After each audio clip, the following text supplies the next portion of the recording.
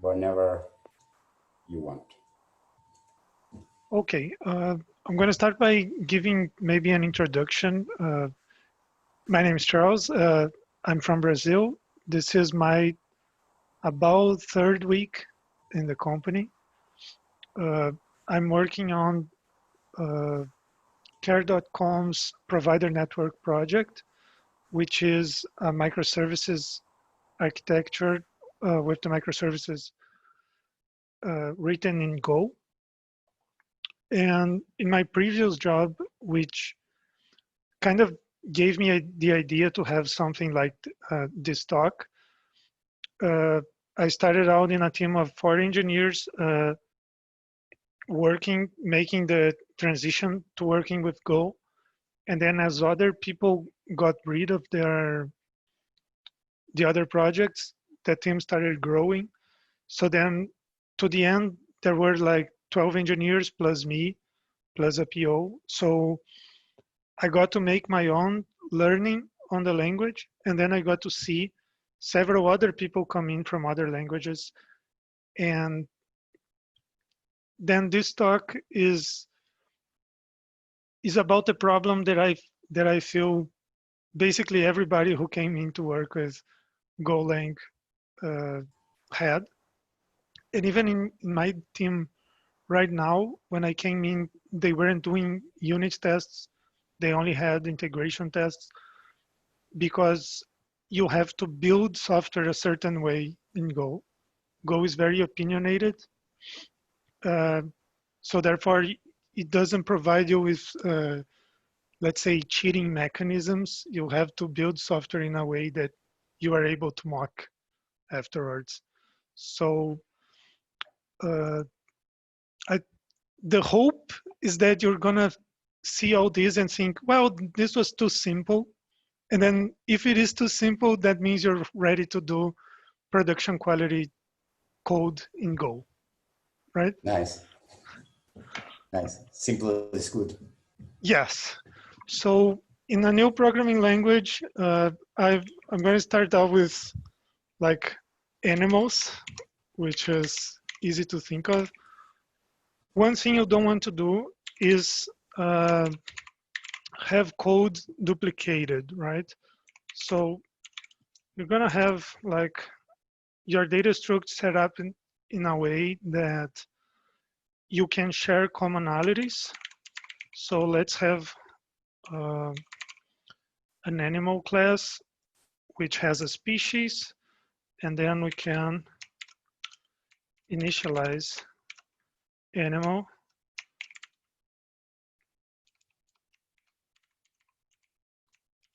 with a species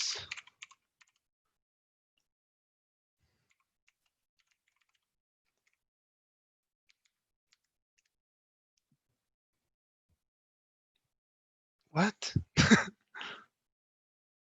Oh, speaking and coding at the same time is not normal to me. Okay, so then we have a generic structure that we want to create specific types of. So we're going to have, say, a dog, which is also a struct. And now this is where the Java programmer is going to want to say that it extends animal. So this is not available in Go because Go does not have class inheritance. Instead, what it gives you is composition through embedding. So what we're going to do is we're going to embed an animal into dog. Now we can do basically the same as we had before. Like it's a dog that has an animal, and then you have to do it like this, and maybe you change, right? Okay, so now the next step is you're gonna tell me this is ugly, because now the client code needs to understand that a dog is composed of an animal instead of straight looking at the functions and the variables inside it, right? So we're gonna just take off the name.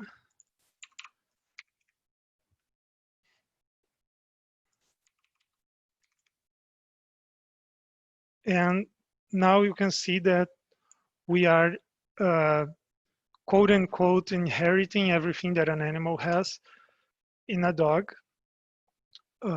without having to expose that to code that is using dog.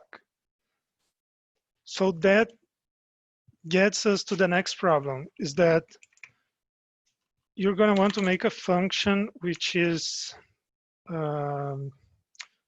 get species, which receives an animal and returns. Okay, and then the linter is going to complain. So we're going to just, and then we're going to go get species of A. Now we should have an error which says we cannot use dog as an animal. And that's correct, because dog has an animal inside it, but it's not a member of this class. So then what you're going to find out is that the answer for that is interfaces, how Go deals with it. And interfaces will also be the answer to a lot of other questions you're going to have. It's like, how do you go around not having generics? Like, I cannot have this, because then I would be redefining. I hope that the error. Oh, of course. Sorry about that. So it's going to complain that get species is redefined. So you also don't have generics. And again, the answer is going to be use interfaces. And then someday you're going to ask, how do I mock things? And then the answer is going to also be use interfaces. So I couldn't think of a good analogy for animals. So I will apologize as I take all of this away. And I restart with a basic example that you're going to see in other places, which is having greeters, right? So here I am. You can have a greeter interface, which has a method greet. And then let's use greeter in a group.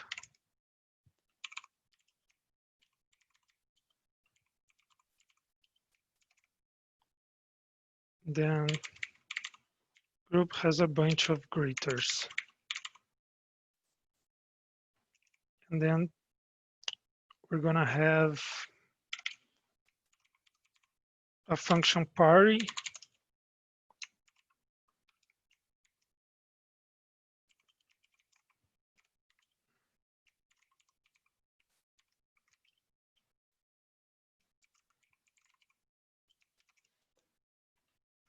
which gets the greet out of every greeter and returns it into a single slice. Okay, so I can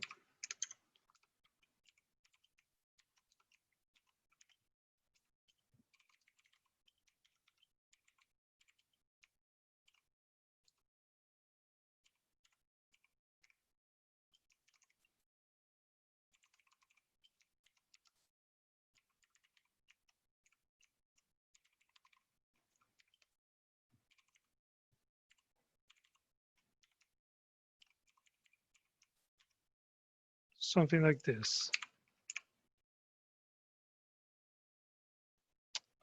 Where is it complaining? Okay.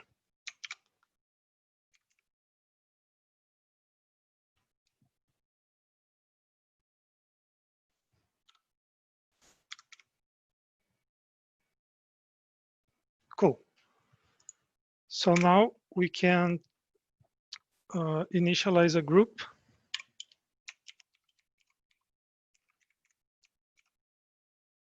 Which has greeters, which is a list of greeter, which is empty.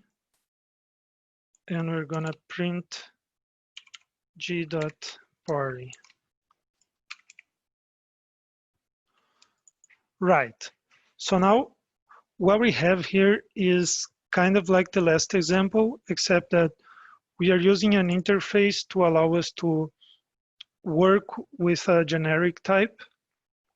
And then our function is working with that type, and then that allows us to have multiple implementations of it. So let's go through making one of them, like Buenos Aires greeter,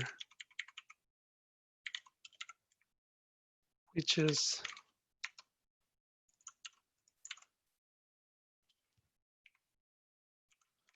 struct, and then you're gonna want to say that it implements greeter.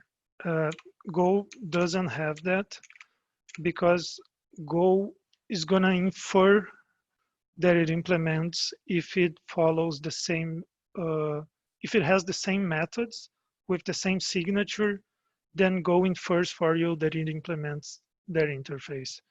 So we're gonna start making it break first by having a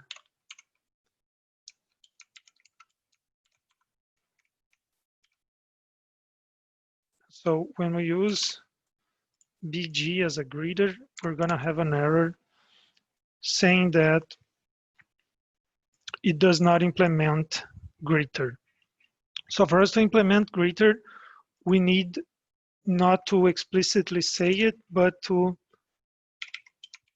have it define the necessary functions. So, by the way, this is how you make a member function. Instead of doing something here, you are using this notation.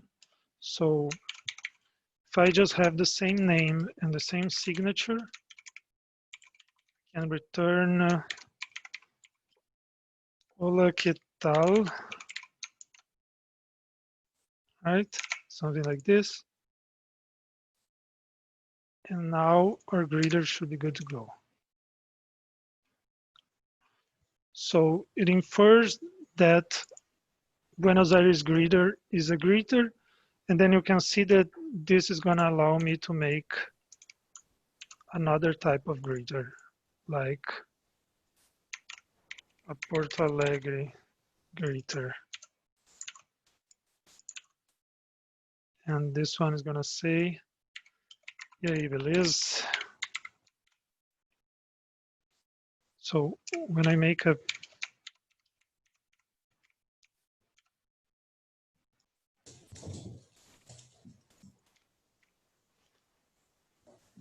now it is also a implementation of greeter. So right here, this is what you need to know in order to mock code in Go. So we are a bit kind of getting to the end of the time, right? But I have two more things to show you. So can generate unit tests. This creates kind of the everything you need to run tests for that function, except you have to add your test cases. So we want to unit test it, so therefore we don't want to rely on these implementations of greeter, right? Otherwise we wouldn't be testing group separately. So what we're gonna do is we're gonna create a mock greeter.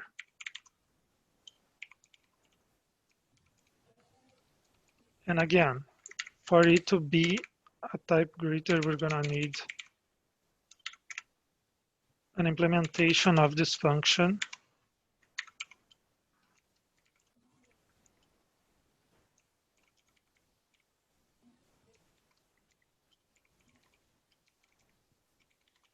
Which returns mock. So when I create my test case here,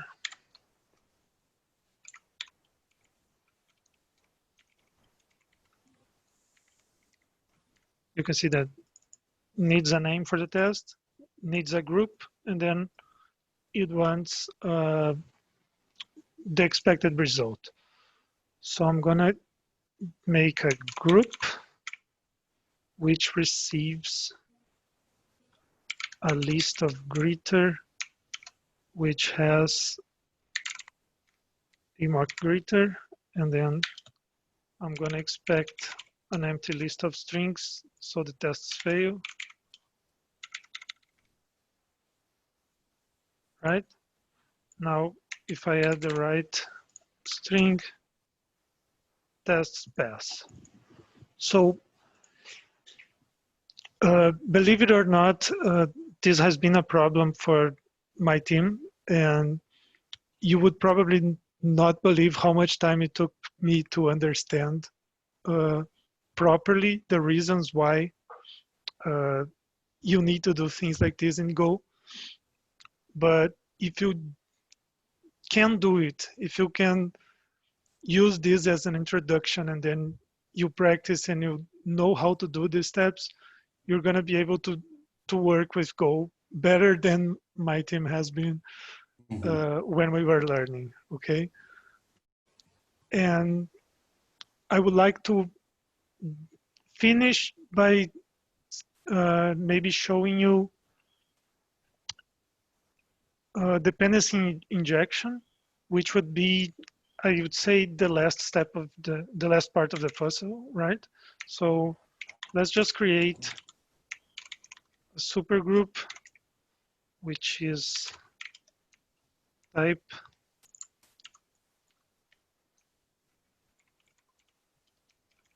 and supergroup has a group and some other things, okay?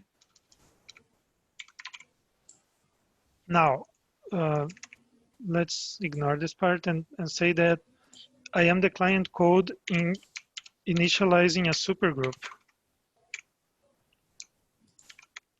Now, group has a group. So I initialize it, but this guy has greeters. Now, greeters is a list of greeter, and it also has other, which is a string. Now I can go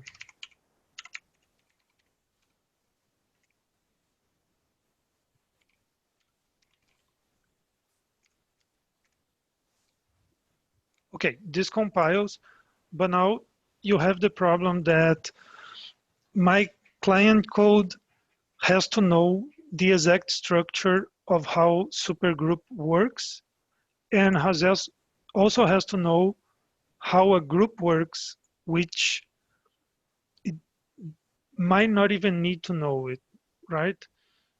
And so what we can do, or what we usually do, is we provide a function named new supergroup.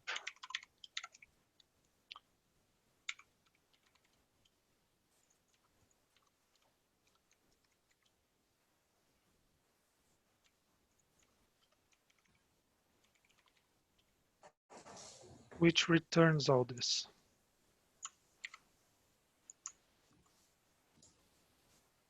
And now can receive greeters the parameter.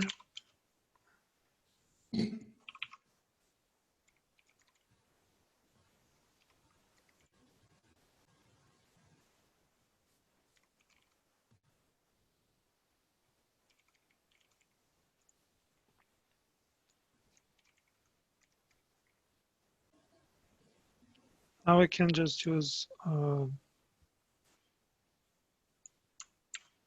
this list and a string.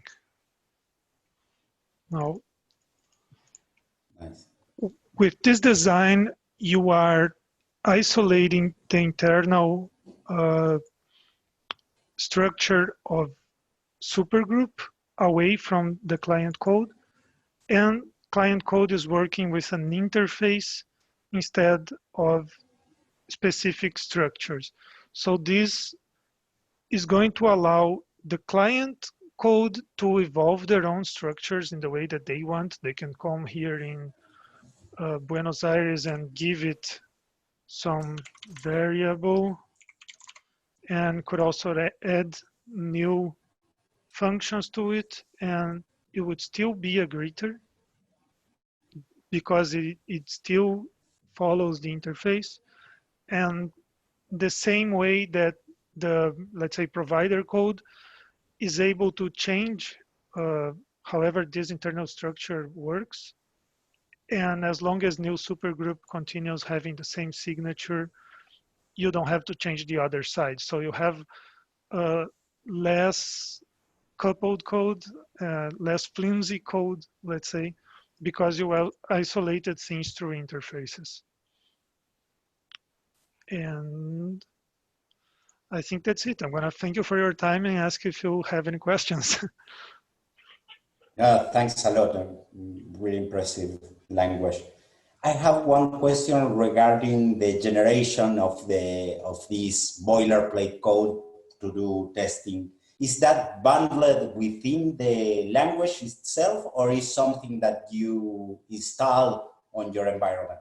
This is the full extension for Visual Studio Code. Mm-hmm. It has some neat features.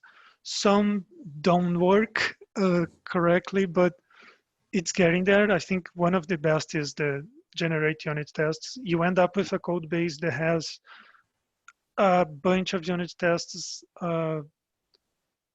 very standardized, right? If you know how to read one, you know how to read the others. And that's a step above other projects that I've worked on, where each unit test might be a ton of lines. In here, you have kind of a table, and you can add tons of test cases with not a lot of lines. Yeah, impressive. And how about the assertion? You are not using a particular assertion library. Everything is native of the language itself, right? Yes, that's a very Go type of thing, right? They advise you to use everything from the standard library pretty as much as you can. And then if there is something external which really adds an advantage, then you use it. But they try to give you an ecosystem that's allows you to do anything without needing third parties. So that reflects on the testing. You can see that it's pretty crude. Took me a while to get used to this, but right, it's actually making an if, where other languages you would have a special package so that you can assert that something is like this and prints a specific error if it isn't, right? So in Go, it is just an if. Wow. Yeah, impressive. I like in particular the idea of if something has the method, right? If a type has the method, then implements the interface ad hoc. Yeah.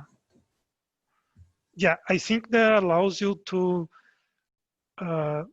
move code around and to also interact with other packages very well, because again, you don't need to know the internal structure of the package. You just need to know, okay, I have to follow this interface. If I have these two methods, then my type is good. Then it creates even more isolation, right? And you automatically uh, implement every interface that you have the methods for. So you could be saying, oh, this implements one or two or three or four interfaces, and it just, if the type has everything that needs to be there, then it's good. The language does it for you. That's amazing. If it And walks like a duck, quacks like a duck, it is a duck. perfect. And I would say this is what made me learn interfaces properly, because Go forced me into using them.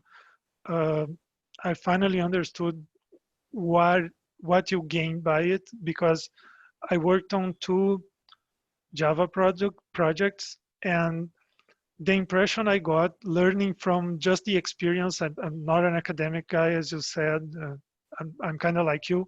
So just looking from what people were doing with interfaces, I thought this is a pointless complexity layer. But that was because people had massive interfaces which would be used everywhere.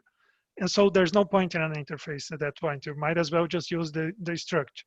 But Go, it wants you to have small interfaces. And if you can have an interface that only has one method, then perfect. Then they even have a naming style for that. Like if you have a function that's greet, then the interface has to be named greeter, and then you're following the style. Uh, and so this is what pushed me to learn more about interfaces, and now I understand the value. Thanks a Especially lot. as a code base grows, right? When a small code base might look pointless, but when it grows, you're gonna see. And this language, I haven't used it in practice, but I understand it's super performant, right? When you run it, it compiles to bytecode and is really efficient. Yes, I'd say it has a great balance of performance and clarity, because both are important, right? It compiles into native code. I've heard people say that Rust is more performatic, but Rust wants you to deal a little bit more with memory, while uh, Go has garbage collection and hides that away from you. So if you need really, really, really performatic and you don't want to go to C, maybe Rust is the best option. But if you need just performatic and easier to use, maybe Go is your choice, right? Nice. Mm. So yeah, what did you feel? Was this clear enough? Did I go too fast? Just to give me some feedback. Uh, for me, it was a great talk. I like when someone does live coding, and it really gives me the opportunity to dig myself in the language. So probably I'll ping you later if I have any question. Maybe you can point me in the right direction. Yes, absolutely, absolutely. And I, I, I'm glad to hear that, because the idea was to have everything step by step, so that if you understand the reason behind each step, then you understand the language. But if you try to learn everything at once, then maybe that's where the confusion comes from. I know the difficulty I had to get to this point. Uh, so hopefully it all looks too simple, and now you're ready to go, ready to learn the more complex parts like Go routines and channels and things like that. Wonderful. Ready to go, literally. Ready to go.